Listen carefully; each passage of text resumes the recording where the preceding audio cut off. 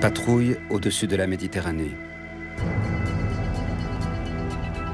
Chaque année, des centaines de milliers de personnes tentent de rejoindre l'Europe illégalement, souvent au péril de leur vie. Frontex, l'agence européenne pour le contrôle des frontières de l'Europe, lutte contre l'immigration illégale. Son rôle est controversé. Certains l'accusent notamment d'être co-responsable de violations des droits de l'homme. Mais que se passe-t-il au juste, aux frontières extérieures de l'Union européenne ?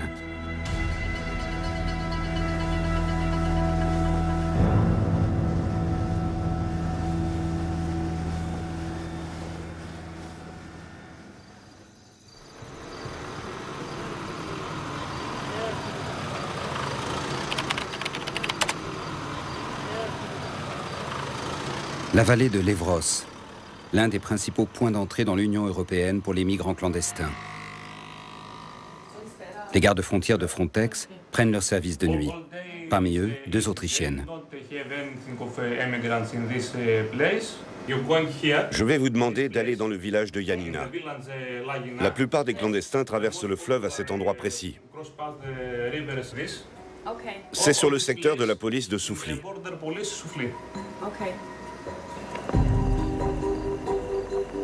Comme toutes les nuits, des centaines de policiers sont mobilisés. Leur mission, arrêter les migrants qui tentent de franchir illégalement la frontière depuis la Turquie. L'agence européenne Frontex assiste les autorités grecques. Avec une caméra infrarouge, les policières autrichiennes scannent le côté turc. Elles sont ici pour 2 mois, comme la plupart des agents de Frontex. Elles connaissent parfaitement leur zone d'intervention. La frontière passe ici, dans cette zone boisée. Cette tache noire, c'est le fleuve Evros. L'Evros n'a pas beaucoup d'eau. Son niveau est très bas. On sait que la plupart des personnes qui tentent de traverser ne savent pas nager, mais ici, ce n'est pas un problème. Elles peuvent traverser à pied. La nuit est inhabituellement calme. Pour la première fois depuis des semaines, les caméras ne détectent aucun mouvement anormal.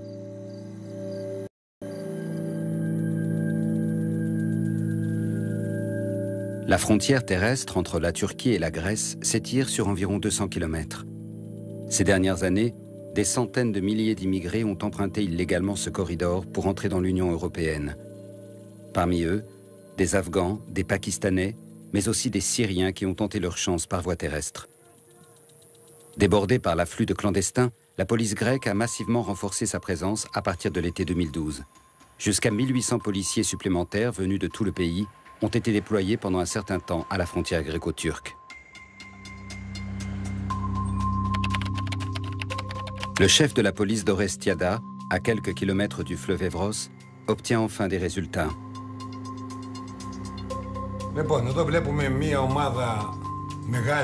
Nous voyons ici un groupe important de migrants. Ils sont encore du côté turc et se dirigent vers l'Evros.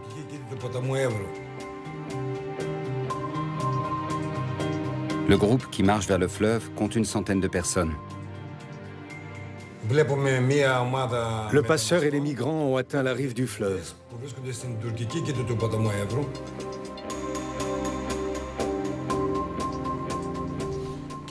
Le passeur leur dit de descendre de l'embarcation et de rejoindre l'autre rive. Lui-même ne veut évidemment pas passer de l'autre côté.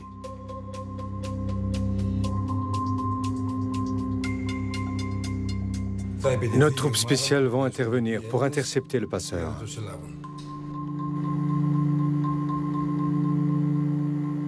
Maintenant. Le passeur sera remis la nuit même à la police turque, tandis que les réfugiés seront escortés jusqu'à un centre de rétention. Depuis que l'opération Bouclier a été lancée dans la région de l'Evros en coopération avec Frontex, les flux ont considérablement diminué. Pour vous donner un exemple, rien qu'en août 2011, 3738 personnes avaient été interceptées alors qu'elles franchissaient illégalement la frontière. En août 2012, on n'en a pris que 1848.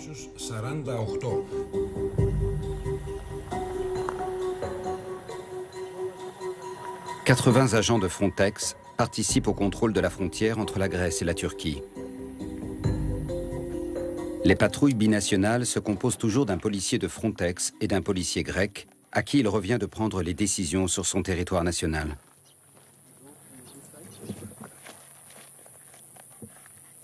Tous les États membres de l'Union européenne fournissent à l'agence des hommes, du matériel et même des chiens policiers. Plus de 20 nations sont représentées à la frontière grecque.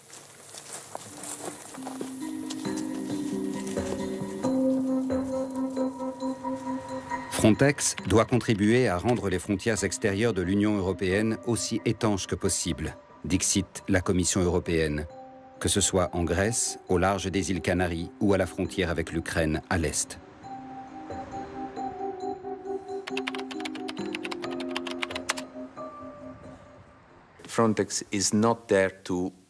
La mission de Frontex n'est pas de contrôler les frontières de l'Union européenne. Son rôle est d'assister les États membres qui doivent faire face à une importante pression migratoire ou qui rencontrent des problèmes spécifiques à leurs frontières. Frontex peut déployer des moyens humains et logistiques, des véhicules, des hélicoptères et des avions qui lui sont fournis par les États membres et qu'elle envoie partout où c'est nécessaire pour aider les pays qui ont des problèmes à leurs frontières.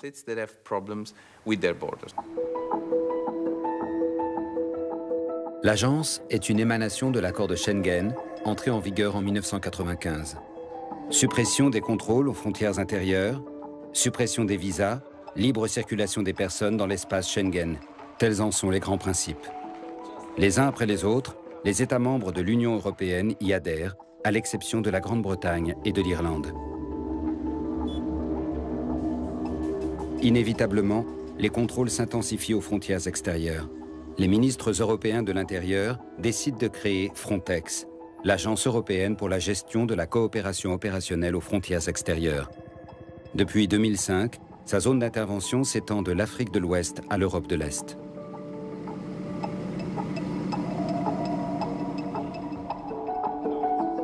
L'ancien ministre de l'Intérieur allemand, Wolfgang Schäuble, se félicite de la naissance de cette nouvelle structure. Frontex est un instrument de notre politique de lutte contre l'immigration clandestine. Ensemble, nous sommes meilleurs et plus efficaces.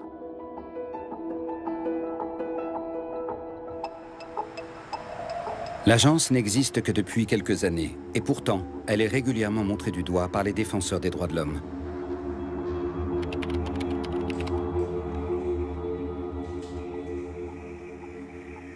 Frontex, c'est un peu le chien de garde de l'Union européenne. Mais Frontex n'est pas là pour supplanter la police européenne des frontières. Frontex est là pour coordonner. Frontex illustre l'échec de la politique européenne en matière d'asile. L'agence n'est pas directement responsable de toutes les violations des droits de l'homme. Mais le fait est qu'elle coordonne des opérations, notamment en Grèce, au cours desquelles les droits de l'homme sont bafoués.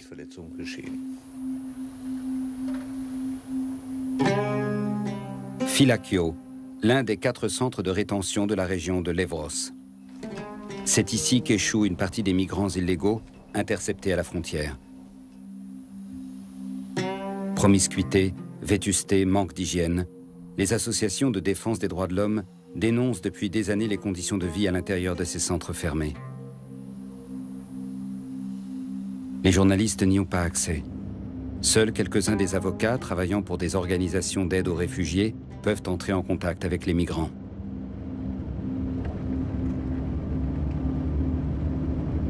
Je visite le centre de détention et j'essaie de voir qui a besoin d'une protection internationale. Il y a de nombreux réfugiés qui ne sont pas enregistrés sous leur nationalité d'origine. Il arrive souvent que des Afghans soient pris pour des Iraniens. J'observe aussi leurs conditions de détention et je me renseigne sur les problèmes existants.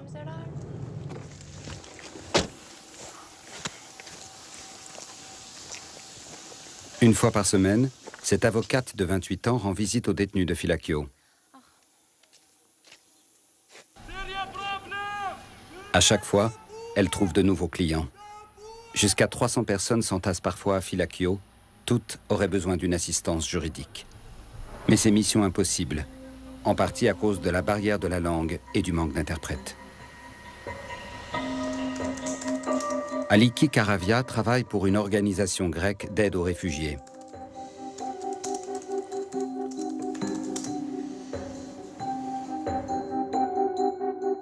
Ces photos ont été prises lors d'une visite du camp par des avocats spécialisés dans la défense des droits de l'homme.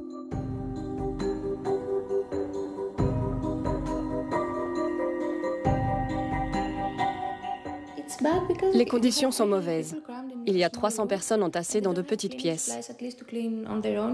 Elles ne peuvent pas nettoyer les lieux car elles n'ont aucun produit d'entretien ménager. La police redoute que les migrants se suicident en avalant des détergents. À cela s'ajoute le problème des couvertures qui passent de main en main et qui ne sont jamais lavées. Les pièces sont mal aérées. Les prisonniers ne voient pas le soleil. Ils sortent peut-être 10 minutes par jour, ce qui n'est pas suffisant. Bref, la situation est catastrophique. Les conditions de détention sont alarmantes, et ce depuis plusieurs années déjà. Même la Commission européenne à Bruxelles a tiré la sonnette d'alarme. Il est indéniable que la situation est très critique. Certains centres de rétention sont dans un état déplorable. Cecilia Malmström, la commissaire européenne en charge des affaires intérieures, s'est rendue sur place. Elle a demandé aux autorités grecques de prendre des mesures d'urgence. Nous comprenons que les Grecs soient sous pression, mais en même temps, ils ont des obligations. Il existe une législation européenne qui est très claire sur les questions de prise en charge des réfugiés, de demande de droit d'asile, de conditions de détention. Et les Grecs doivent la respecter. Les recommandations de la Commission, les Grecs n'en ont cure. Ici, ce sont eux qui décident. Une Irakienne avec un passeport allemand a été autorisée à rendre visite à ses filles qui ont fui l'Irak. Mes 2 filles sont à l'intérieur. Leur père voulait les marier de force, c'est pour ça qu'elles se sont sauvées. Elles ont passé la frontière entre la Turquie et la Grèce. Maintenant, elles vont très très mal.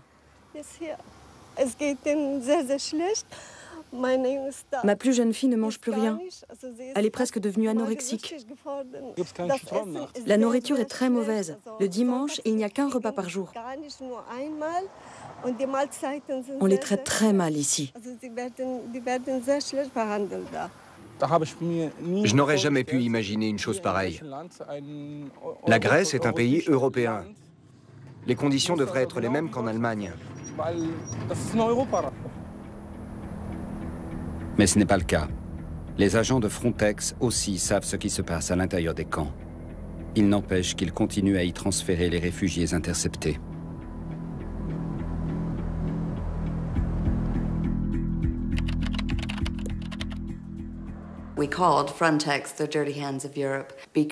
Nous avons surnommé Frontex les mains sales de l'Europe, après avoir enquêté sur l'assistance qu'elle apporte aux autorités grecques à la frontière avec la Turquie. Nous avons découvert que les policiers originaires des différents États membres étaient devenus les complices des autorités grecques dans la mesure où ils placent des migrants et des demandeurs d'asile dans des conditions de détention inhumaines et dégradantes. Il y a aussi des cas de mauvais traitement.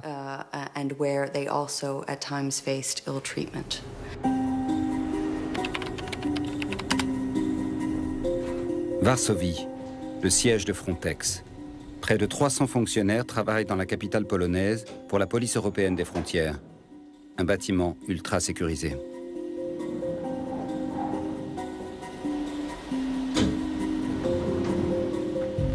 Dans la salle de crise sont centralisées toutes les informations sur les opérations en cours aux frontières extérieures de l'Europe.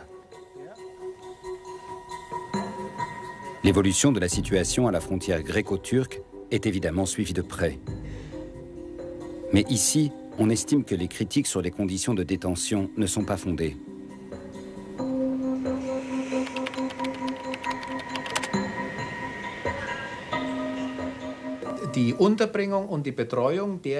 L'hébergement et la prise en charge des migrants qui arrivent se sont améliorés.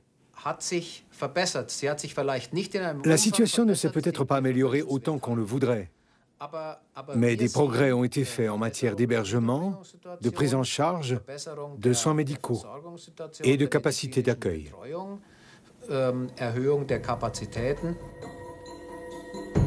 Un discours qui tranche avec la réalité dépeinte par les réfugiés et les organisations humanitaires. Klaus Rössler dirige les opérations de Frontex. Il supervise donc aussi ce qui se passe en Grèce. Là-bas, le flot de migrants commence à se tarir. Mais quid de ces réfugiés qui croupissent pendant des mois dans des centres de rétention dans l'attente d'une réponse à leur demande d'asile? Selon lui, cela n'entre pas dans son domaine de compétences. Je le répète, ce sont les autorités locales qui sont responsables de l'accueil ainsi que des conditions de détention des migrants. Il s'agit certes du prolongement de l'opération menée par Frontex, mais cela sort du cadre de nos compétences. À partir du moment où Frontex surveille conjointement la frontière avec les policiers grecs et qu'elle transfère des personnes, y compris des enfants non accompagnés, dans des centres de détention comme Fylakio, où il se passe des choses graves, alors Frontex est co-responsable.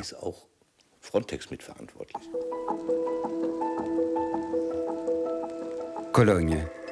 Les filles de l'Irakienne que nous avions rencontrées en Grèce ont pu finalement se rendre en Allemagne après 4 semaines de détention à Fylakio. D'après la loi, elles auraient dû rester en Grèce puisque c'est le pays par lequel elles sont entrées dans l'Union européenne. Mais les jeunes femmes ont été autorisées à séjourner en Allemagne le temps de la procédure. La justice allemande estime que les conditions de détention sont inhumaines en Grèce. Nous sommes arrivés à Fylakio en même temps que plein d'autres femmes. Il n'y avait plus de place pour dormir. 25 femmes devaient se partager 4 lits. Les détenues dormaient les unes sur les autres, à même le sol. Il y avait des femmes qui avaient déjà passé plus de 5 mois là, sans jamais voir la lumière du jour.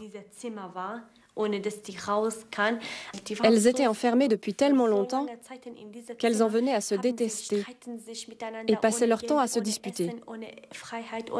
Elles n'avaient ni argent, ni à manger, ni la moindre liberté. Je n'avais jamais vu une chose pareille, même dans les pires dictatures. Ils passaient les hommes à tabac. J'ai vu de mes propres yeux un garçon de 15-16 ans se faire rouer de coups. Ils s'y sont mis à 5 ou 6 policiers, vraiment baraqués, pour lui donner des coups de pied. Ils l'ont frappé avec des morceaux de bois, jusqu'à ce que tout son visage et tout son corps soient en sang.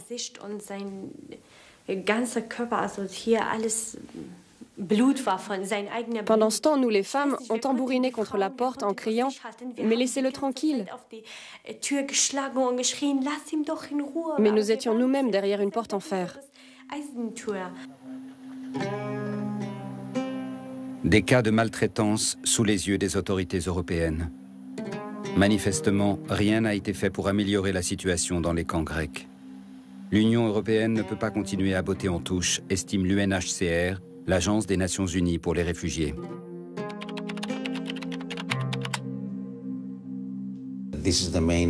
La Grèce est actuellement le principal point d'entrée dans l'Union européenne pour les migrants. Hier, c'était l'Italie. 2 ans auparavant, c'était l'Espagne avec les îles Canaries. Et qui sait quel sera le prochain pays sur la liste? Il s'agit donc d'un problème européen et non d'un problème national.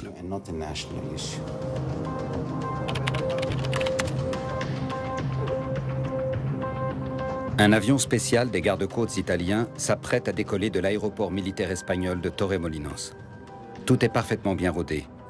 En Méditerranée occidentale aussi, plusieurs nations européennes participent à la surveillance de la frontière maritime entre l'Afrique et l'Europe. Indalo, c'est le nom de cette autre opération menée sous l'égide de Frontex.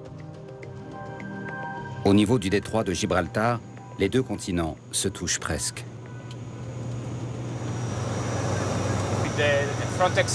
Notre mission consiste à repérer chaque bateau de migrants venant d'Afrique. La distance entre l'Afrique et l'Espagne, entre l'Afrique et l'Italie, n'est pas très grande. Ça nous donne très peu de temps pour intercepter les cibles. Pendant des années, l'avion a opéré au large de la côte ouest de l'Afrique pour faire face à l'afflux de migrants vers les îles Canaries. Aujourd'hui, sa zone d'intervention s'est déplacée, car les bateaux arrivent surtout par la Méditerranée. À 2000 mètres au-dessus de la mer, les caméras enregistrent avec précision ce qui se passe à la surface de l'eau. Il y a 2 jours, elles ont repéré cette embarcation. Sur cette vidéo, on voit un bateau de 10 mètres de long avec plein d'immigrés. Il y a entre 10 et 15 personnes à bord. Après repérage, nous avons communiqué sa position, son cap et sa vitesse. Et dans ce cas précis, la coopération avec les autorités algériennes a très bien fonctionné. Frontex est partout. Et comme si cela ne suffisait pas, les migrants sont aussi pourchassés par les gardes-côtes des pays du Maghreb. Les agents de Frontex ne cherchent pas à savoir s'il y a parmi eux des passagers fuyant des persécutions. Ils s'en remettent aux autorités algériennes, leur laissant le soin de statuer sur le sort de ces candidats au départ. L'opération Frontex dans les eaux occidentales de la Méditerranée est dirigée depuis le quartier général de la Guardia Civile à Madrid. Quand vient l'été et que le flot de migrants augmente, les officiers de police se retrouvent 1 fois par jour pour faire le point sur la situation.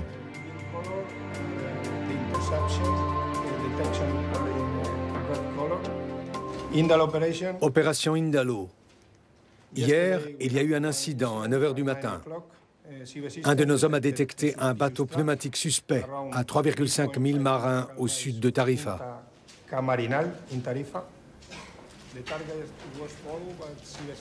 L'embarcation a été confisquée, les passagers remis à la police.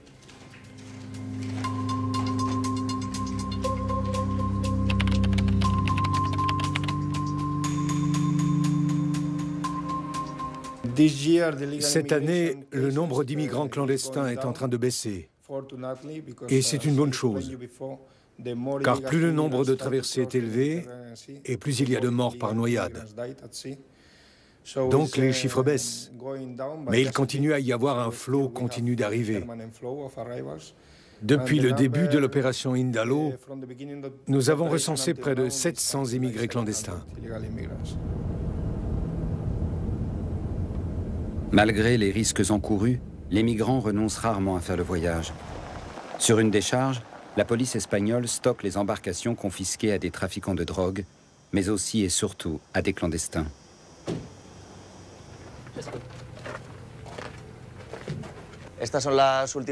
Voici les derniers bateaux d'immigrés que nous avons interceptés. On les a mis là-haut parce qu'il n'y avait plus de place au sol.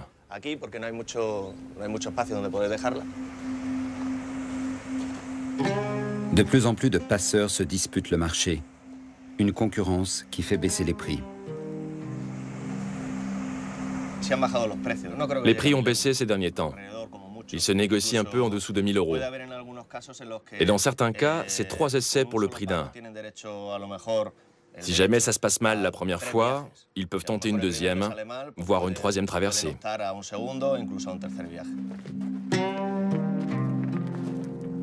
Les trafics d'êtres humains sont loin d'être aussi lucratifs que les trafics de drogue.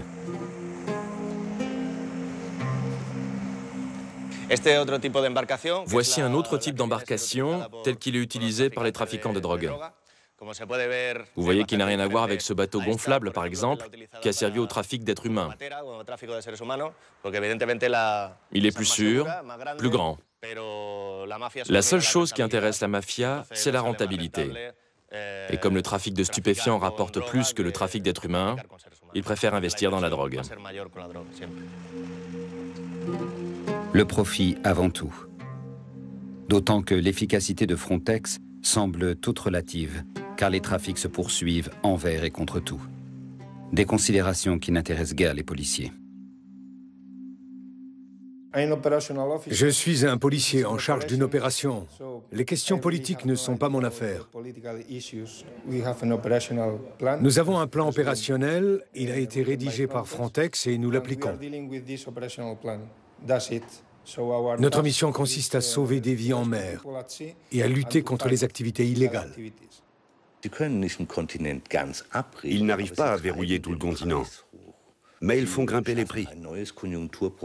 Paradoxalement, ils font ainsi le jeu des passeurs, au lieu de contribuer à mettre un terme à la crise humanitaire qui sévit aux portes de l'Europe.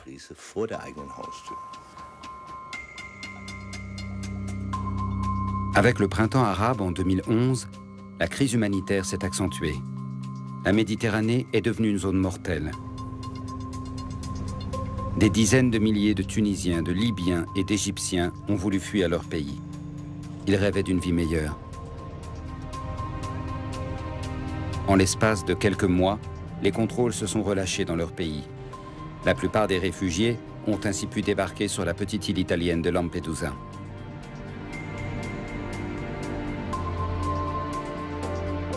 Maintenir les immigrés sur place, telle était alors la principale préoccupation des ministres européens de l'Intérieur.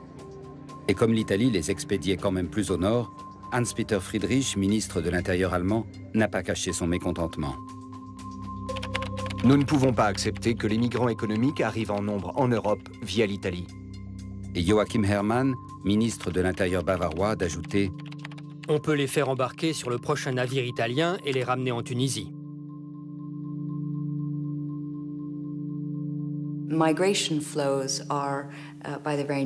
Les flux migratoires sont nécessairement très hétérogènes. Prenez n'importe quel bateau accostant à Almeria ou à Lampedusa. Vous y trouverez des migrants économiques, des demandeurs d'asile, des enfants non accompagnés qui ont besoin d'une protection particulière.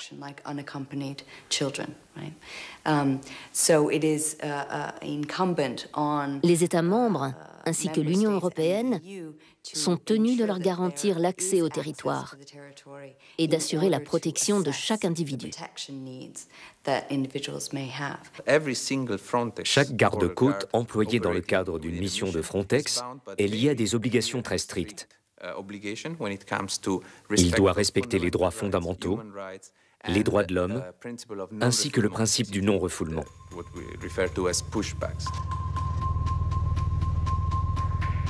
En haute mer, il est difficile de vérifier si ces droits sont bel et bien respectés. Régulièrement, les ONG recueillent des témoignages selon lesquels des gardes-côtes européens, notamment italiens, auraient refoulé des bateaux d'immigrés pour les empêcher d'arriver à destination.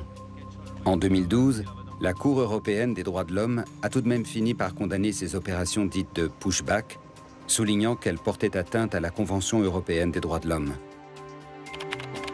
Aucun pays n'a le droit d'expulser en bloc un groupe de réfugiés sans examen du cas de chaque personne concernée.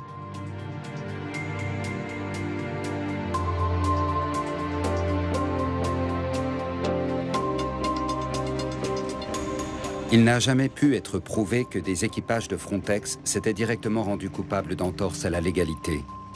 Mais leur présence dans des zones où les droits sont bafoués les rend co-responsables aux yeux des défenseurs des droits de l'homme.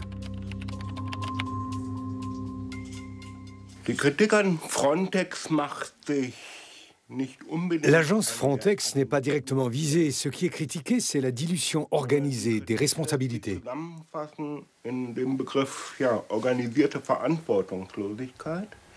Quand des réfugiés vous disent en haute mer qu'ils ont besoin de protection, il n'y a pas de règles claires.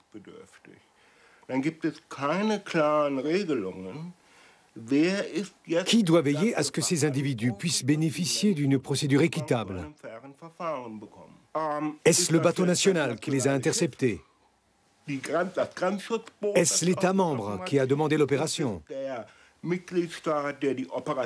Est-ce Frontex? C'est à cause de ce flou que des migrants se retrouvent régulièrement refoulés, ce qui constitue une violation évidente du droit européen.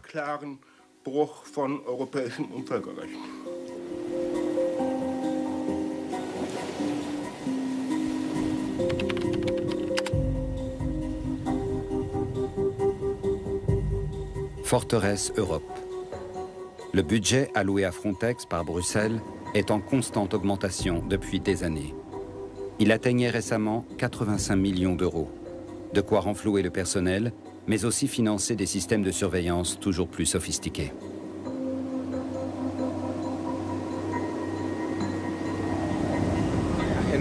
À Almeria, il y a un système de caméras et de communication qui permet de surveiller toute la côte et de détecter les moindres embarcations. Nous sommes immédiatement avisés de leur présence en mer et personne ne peut accoster sans avoir été repéré.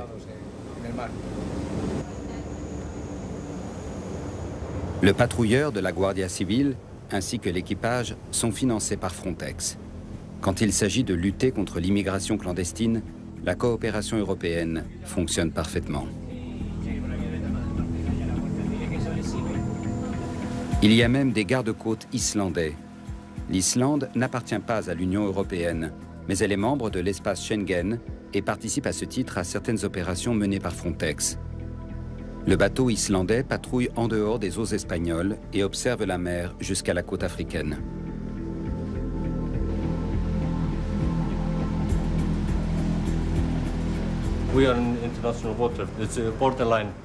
Nous sommes dans les eaux internationales entre l'Espagne, le Maroc et l'Algérie.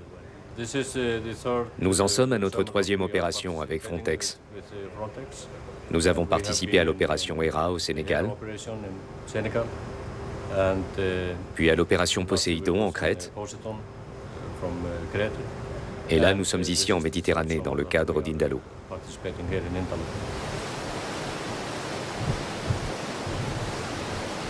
L'efficacité de Frontex repose sur l'existence de partenariats entre certains États membres de l'Union européenne et des pays nord-africains comme la Tunisie et l'Algérie.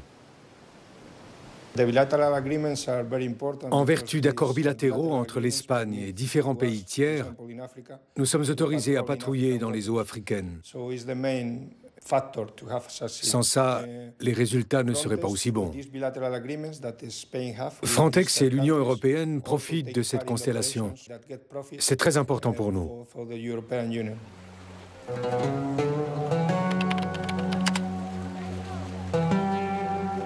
Si les régimes ont changé dans le sillage du printemps arabe, certaines habitudes sont restées. L'Union européenne continue à user de son influence pour convaincre ses alliés africains d'endiguer à distance les flux migratoires. Un argument de choc, l'argent qu'elle est prête à mettre sur la table. Tant que les gouvernements des pays tiers en profitent, ils se prêtent volontiers aux exigences européennes. Exemple avec la Tunisie.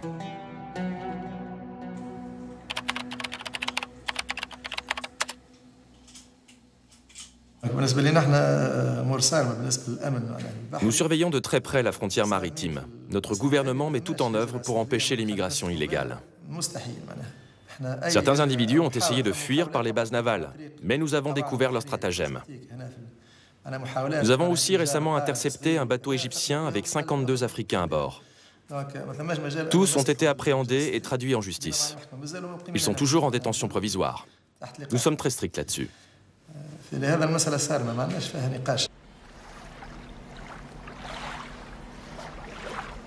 En échange de ces services, les États d'Afrique du Nord obtiennent des promesses d'investissement et des aides financières au développement. Une pratique qui ne date pas d'hier. Avant la Révolution, l'Italie versait jusqu'à 40 millions d'euros au dictateur libyen Kadhafi pour qu'il traque les clandestins dans son propre pays. Le navire des gardes-côtes tunisiens a lui aussi été financé par les deniers italiens. À peine 130 km séparent la Tunisie de Lampedusa. Cet été, le nombre de bateaux ayant tenté d'accoster sur les côtes tunisiennes a nettement diminué par rapport aux années précédentes. Ces arrangements entre voisins empêchent donc les migrants de s'approcher de trop près des côtes européennes.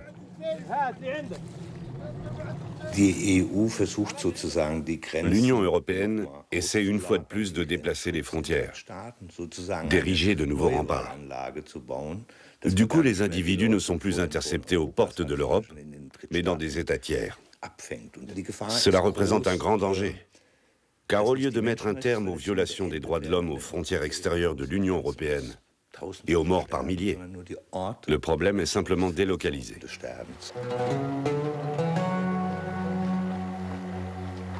Rien qu'en 2011, près de 2000 personnes ont péri en mer en essayant de traverser la Méditerranée du sud au nord. Un voyage hasardeux qui est aussi le dernier recours pour les candidats à l'exil.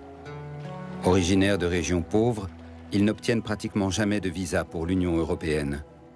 Les uns fuient la guerre et les persécutions.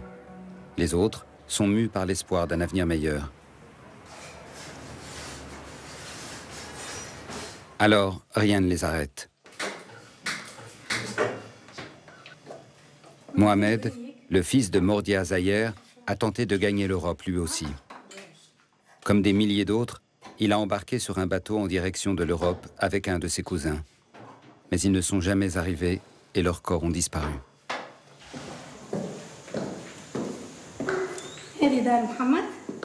Voici la chambre de Mohamed.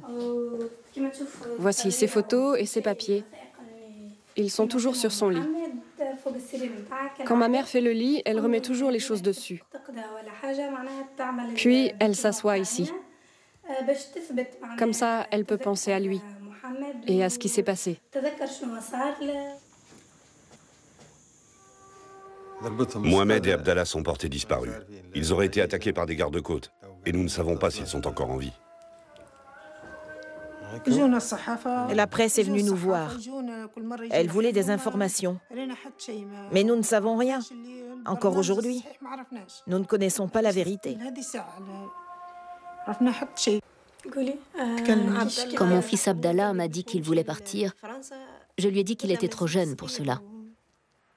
La mère d'Abdallah regrette amèrement d'avoir cédé aux arguments de son fils.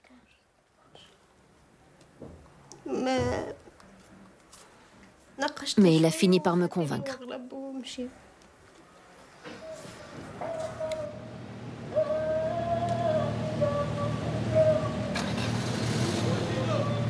Personne ne connaît la vérité. Le gouvernement tunisien nie aujourd'hui encore toute implication dans la mort des deux cousins. De nombreux jeunes gens rêvent toujours de quitter la Tunisie, où ils ne voient pas d'avenir possible. Un sentiment que les passeurs exploitent sans vergogne. L'un d'entre eux aurait, selon ses propres dires, déjà réussi à faire passer 4 bateaux de réfugiés jusqu'en Italie. Il accepte de nous parler de son activité.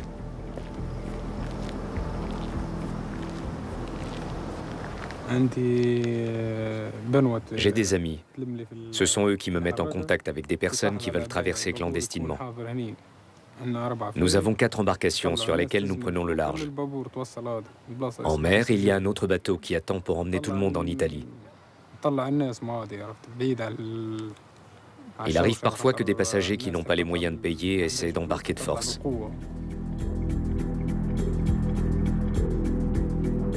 Il semblerait tout de même qu'il soit devenu plus difficile que par le passé d'émigrer clandestinement. La garde nationale tunisienne, qui tient à son image de marque, prend très à cœur son rôle de garde-barrière. Des policiers s'apprêtent à partir en patrouille. La révolution, c'est terminé. Maintenant, le rapport de force est à nouveau en leur faveur. Contrôle de routine sur la plage. Les hommes connaissent les itinéraires des passeurs. Mais cette nuit, ils ne dénicheront qu'un pêcheur qui dort sur son bateau. Ils traversent le fleuve pour rejoindre l'autre rive. Puis ils parcourent 1 kilomètre dans cette direction. C'est là qu'ils montent dans les embarcations qui les mènent jusqu'à d'autres bateaux qui sont censés assurer la traversée de la Méditerranée.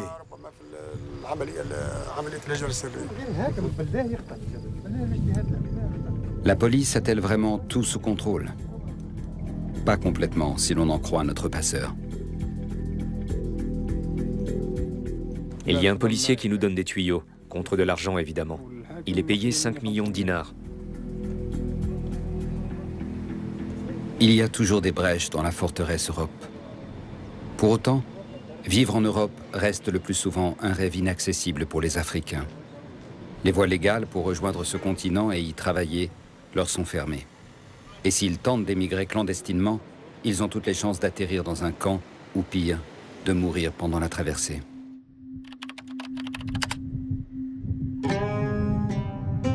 Le camp de Choucha, dans le désert tunisien.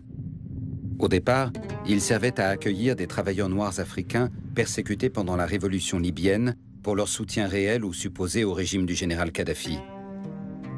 Aujourd'hui, les autorités tunisiennes y placent les boat people interceptés par les gardes-côtes. 4000 personnes vivent ici.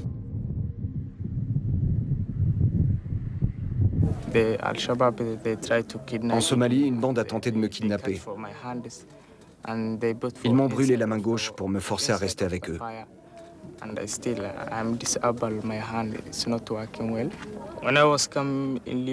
À 16 ans, je suis parti en Libye pour pouvoir survivre. Là-bas, ils m'ont jeté en prison et m'ont torturé juste parce que j'étais somalien. Ils m'ont planté un couteau dans la cuisse. À cause de la guerre, je suis sans cesse obligé de fuir, à la recherche d'un endroit sûr où je pourrais vivre en paix et manger à ma faim.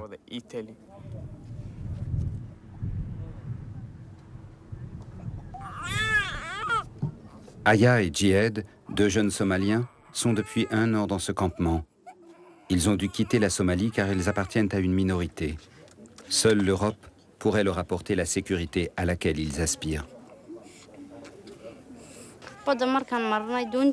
Quand je suis partie, j'étais enceinte de 6 mois. En pleine mer, on est tombé en panne d'essence et le moteur s'est cassé. Nous avons appelé à la rescousse un bateau qui passait par là. Certains se sont jetés à la mer pour rejoindre le bateau. J'ai eu très peur que mon petit garçon saute lui aussi. Une fois en Italie, le bateau a demandé de l'aide. Mais au lieu des Italiens, on a vu arriver les gardes-côtes tunisiens. Voilà pourquoi on s'est retrouvés dans ce camp. D'après le droit d'asile européen, cette famille aurait dû bénéficier de la protection dont elle avait besoin.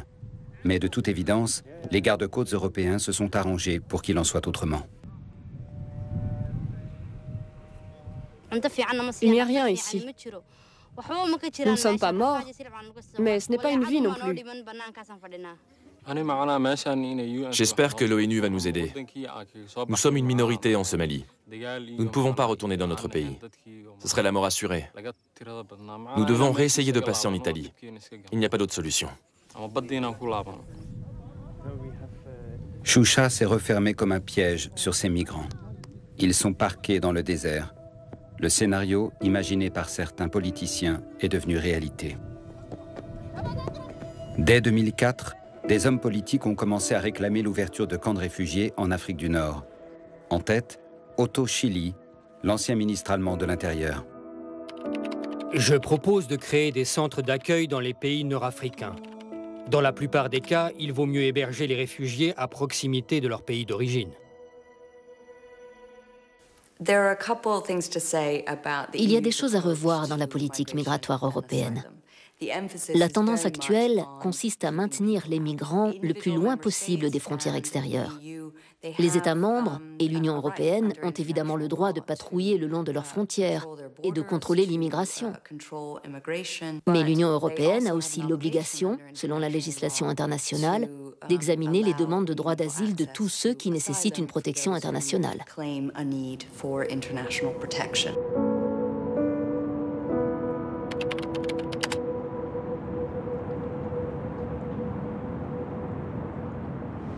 Retour en Grèce.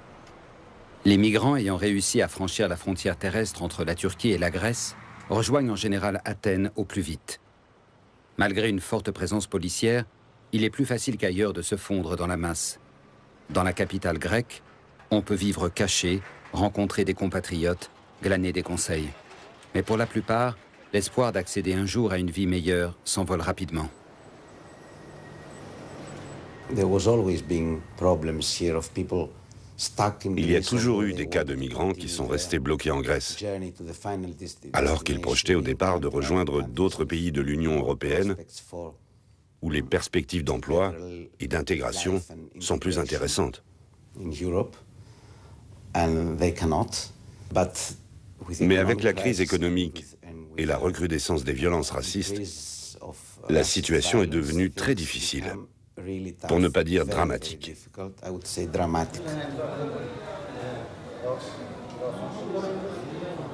Longtemps, les étrangers ont été tolérés en Grèce, en partie aussi parce qu'ils constituaient une main-d'œuvre bon marché. Personne ne leur demandait d'avoir des papiers en règle. Combien sont-ils aujourd'hui à vivre illégalement à Athènes? Difficile à dire. Certaines estimations avancent le nombre de 100 000 personnes. Des hommes, des femmes, des enfants, qui auraient le plus grand mal à survivre sans l'aide des ONG. L'association humanitaire catholique Caritas sert des repas chauds 2 fois par jour.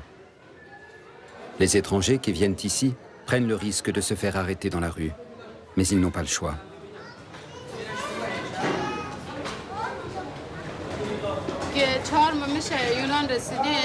Nous sommes en Grèce depuis 4 mois. On a donné tout notre argent aux passeurs. On s'est endetté. On a vendu tout ce qu'on avait. On a mis 2 mois pour venir jusqu'ici et maintenant, on est coincé.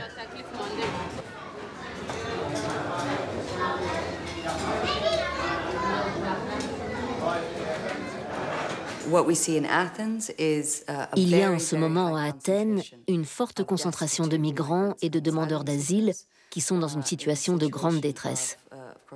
Détresse accentuée par la crise économique que traverse le pays. Il n'y a pas de services sociaux pour eux. Le droit d'asile est extraordinairement restreint. De nombreux sans-papiers sont en réalité des demandeurs d'asile potentiels à qui l'on met des bâtons dans les roues.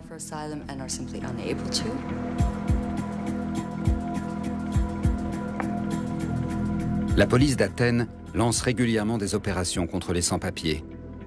Des gangs d'extrême droite se livrent eux aussi à la chasse aux clandestins.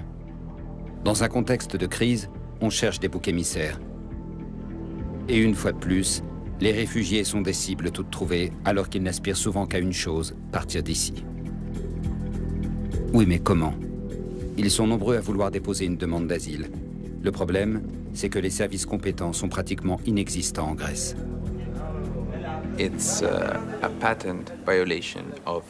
Nous assistons en Grèce à une violation de la législation européenne. C'est à la fois effrayant et désespérant. Et le problème n'est pas apparu avec la crise économique et financière. Il existait déjà avant. L'arriéré des demandes d'asile atteint des sommets. Et il est bien sûr évident que personne ne s'est penché sur le problème depuis bien longtemps.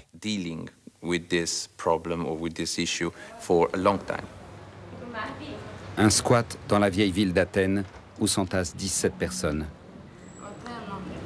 2 familles et plusieurs hommes célibataires ensemble dans un 4 pièces d'environ 100 mètres carrés. Ils sont originaires d'Afghanistan. Certains d'entre eux sont arrivés en Grèce il y a déjà plus d'1 an. Mais depuis quelques semaines, ils n'osent plus sortir dans la rue.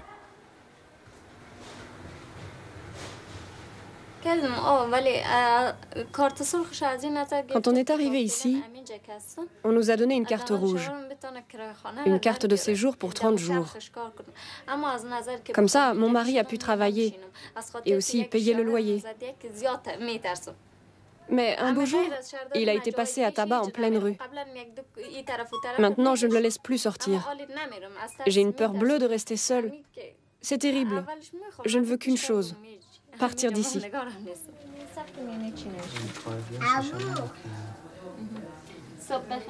Le jeune couple ne fait pas confiance aux autorités grecques. À la frontière, des policiers ont tenté de les refouler. Une infraction évidente au droit. On était au milieu du fleuve. Les passeurs nous ont demandé de descendre du bateau et de rejoindre l'autre rive. Ils nous ont dit qu'il fallait traverser la forêt jusqu'à un village.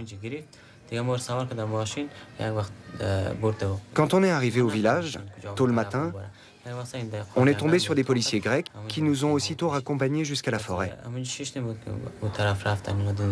Là, ils ont parlé à la police turque. 2 personnes du groupe parlaient anglais. Elles ont compris la conversation. Les Grecs voulaient nous renvoyer en Turquie. On leur a fait croire qu'on ne connaissait pas le chemin du retour. Et comme les Turcs ont refusé de nous récupérer, les Grecs ont bien été obligés de nous reconduire au village et de nous mettre dans un camp.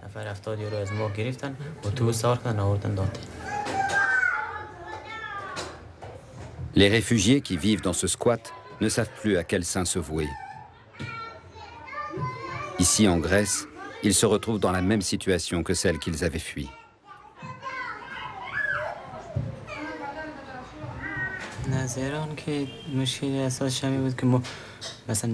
En tant qu'Afghans, on ne pouvait pas se déplacer librement en Iran.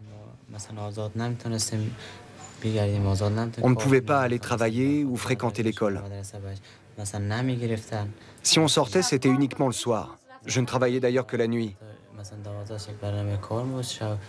La police nous arrêtait en pleine rue, comme ça, sans raison.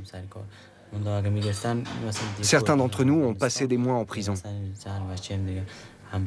Nous n'avions aucun avenir en Iran. C'est pour ça que nous sommes partis. Les migrants sans papier interceptés par la police sont transférés dans des camps comme celui de Philakio. Ils y séjournent parfois pendant plusieurs mois avant d'être expulsés. Impossible d'envoyer des nouvelles à leurs familles qui vivent dans l'illégalité. Le rêve européen s'est transformé en cauchemar.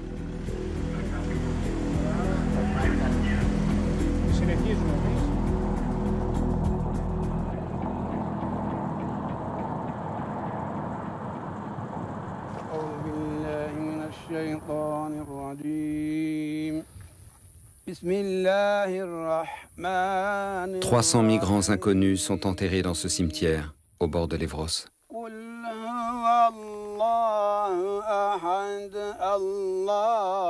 Shérif d'Amadolo, un prêtre musulman, prie pour eux. Ces migrants ont péri pendant le voyage, noyés, tués par des mines ou morts de froid. Ils reposent maintenant sous terre, en Europe. »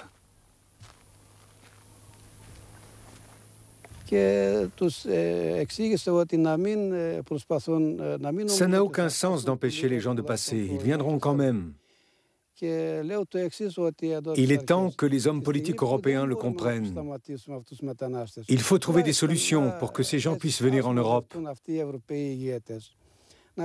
Donnez-leur un visa et des papiers pour qu'ils puissent déposer une demande d'asile.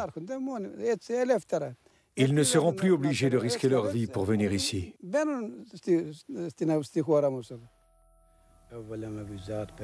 Mais les gouvernements européens voient les choses autrement. Verrouiller les frontières avec Frontex comme allié.